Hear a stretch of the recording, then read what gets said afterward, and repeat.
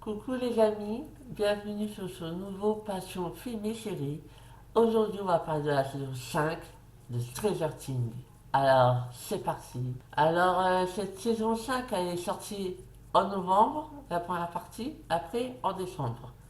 Du coup moi j'ai regardé en janvier, une fois que tout était sorti. C'est pas la série que j'ai regardée en priorité, j'ai commencé par Emily Paris et Fever Country que je vous parlerai un jour mais pas là.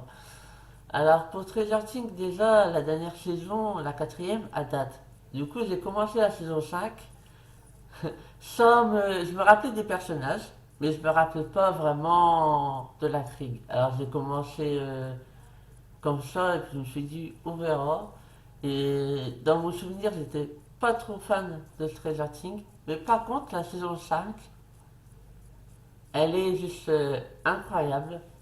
Alors du coup, dans cette série, j'ai deux personnages préférés. Je me souviens pas si je les aimais bien dans les autres saisons, mais j'aime bien Robin Rookie, je sais pas comment on dit, quand elle met son casque et qu'elle parle au micro, elle dit Rockin' Robin, je sais pas quoi. Donc celle-là, j'aime bien, et j'aime bien Will aussi. Alors je vais vous expliquer tout ça. En tant que membre des LGBT, mes deux personnages préférés sont les LGBT, comme Squid Game, quoi. En fait, comment dire. Donc, moi, j'ai aimé ces deux personnages-là plus que l'intrigue, on va dire. C'est que elle est déjà en couple avec une fille, mais lui, il sait pas s'il aime les filles ou les garçons. Du coup, quand il la surprend, elle, et qu'elle voit qu'elle, elle est avec une fille, ça lui fait bizarre et il se barre en courant.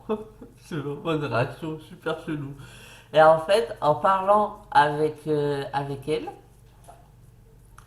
et il se rend compte qu'il est gay, mais il le dit pas tout de suite. Et en fait, il le dit à l'avant-dernier épisode, faut pas que Vecna, le démon bizarre, utilise ça contre lui. Parce qu'en fait, il avait peur de le dire à sa famille et à ses amis. Ah, c'est ma scène préférée de la série, je veux rien savoir.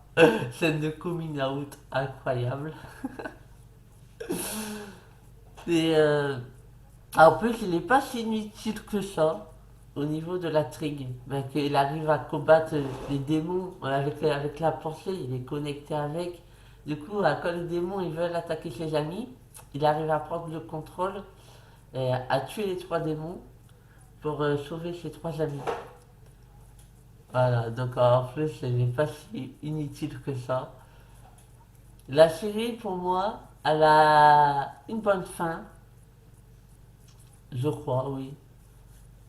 C'est difficile de faire une bonne fin de série. Je trouve que Stranger Things a réussi. Ça se termine où, bah, du coup, j'ai réussi à sauver le monde. Que le monde à l'envers venait s'écraser contre leur monde. Et j'ai réussi à sauver le monde. Et ils sont tous pas diplômés de leur diplôme. Comment ça s'appelle aux États-Unis? Le lycée, là. Ça s'appelle pareil en France.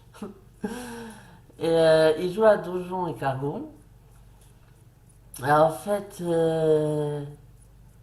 Mac, il raconte à ce qu'il va devenir ses amis, et ce que lui il va devenir, mais aussi il croit que sa copine Eve, au numéro 11, elle est toujours vivante.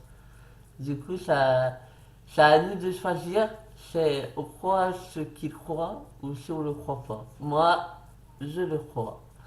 Au final, j'ai adoré cette saison 5 bien plus que je le pensais, parce que je me souviens que lui, j'avais pas trop aimé les premières saisons, et que je m'en souvenais pas entièrement.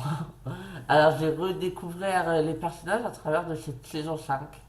Alors peut-être que je recommencerai depuis le début pour voir tout ça, mais c'est une bonne série. La vidéo critique sur Stranger Things vous a plu, et moi je vous fais des bisous, à bientôt pour une nouvelle vidéo les amis.